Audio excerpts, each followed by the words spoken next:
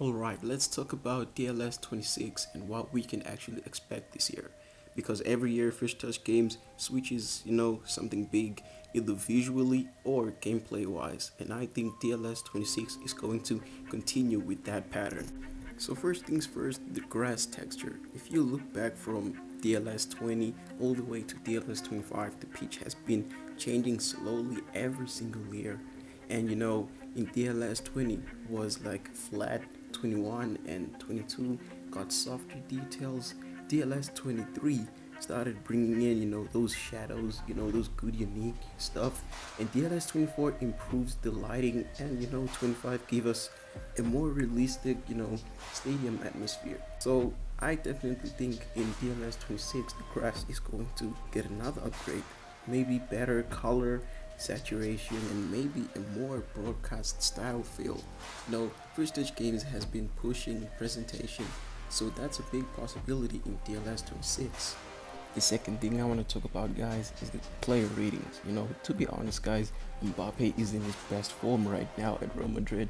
And when a player is cooking like that, their rating usually goes up. But I don't think First Touch Games is going to push players above 86 or maybe 87. Because maybe they think the game will lose balance, but I don't think so. Because Messi and Ronaldo, they were always 88 plus rated. So I don't think we're gonna stick to 86 all the time.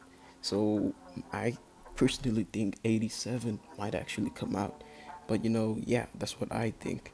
So while other players move up and down depending on their performance in real life, so player ratings need to be realistic. Because last time I've mentioned that Rodri having an 86 and Vinicius Jr. downgrading. Now I was not happy with that, so they need to be realistic with their ratings. Next up is the navigation and UI changes. First Touch Games does this every year, and remember the massive, jump between DLS 23 to DLS 24. That whole new, menu redesign, player card layout, everything, right? First Touch Games might most likely change it, like bring a new layout update, maybe cleaner menus, maybe a new squad screen, where like we can be able to edit players even cleaner.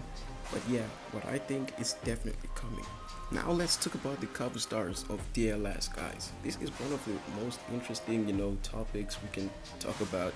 First Touch Games always switches it up.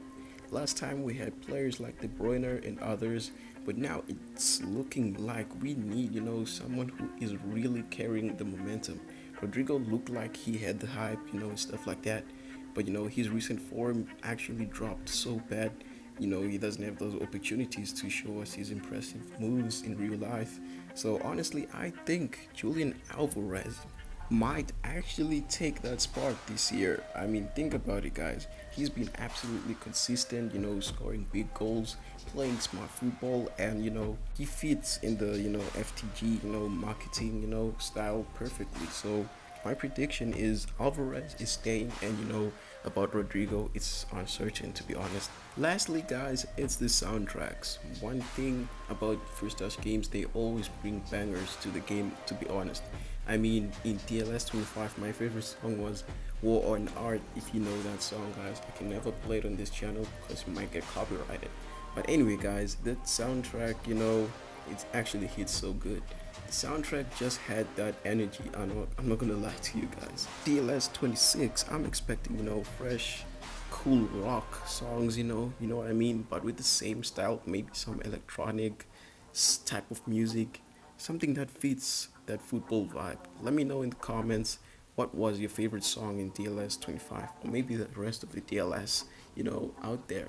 So yeah, please comment down below what was your favorite song. So guys, those were just some of my real expectations of DLS 26. No hype, no clickbait, just what actually makes sense based on what First Touch Games normally does.